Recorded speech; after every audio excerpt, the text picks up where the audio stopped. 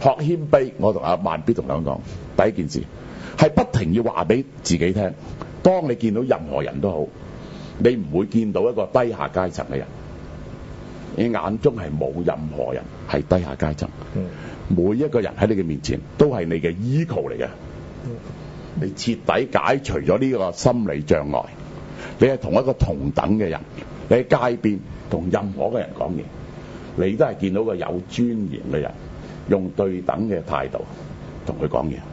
見到有權貴嘅人，你唔會協助；見到卑微嘅人，你嘅態度冇改變，呢個先係即係做人嘅要求嚟噶嘛，係嘛？OK， 今日時間到。好。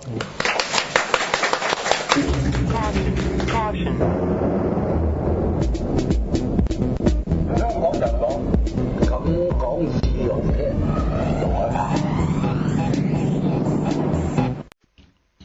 咁所以呢個不肖生仲喺度講呢啲嘢，唔該我 delete 咗佢 account， 即係個 chat room 唔係俾你嚟做呢啲抗爭嘅，唔該我立即 delete 咗不肖生 account。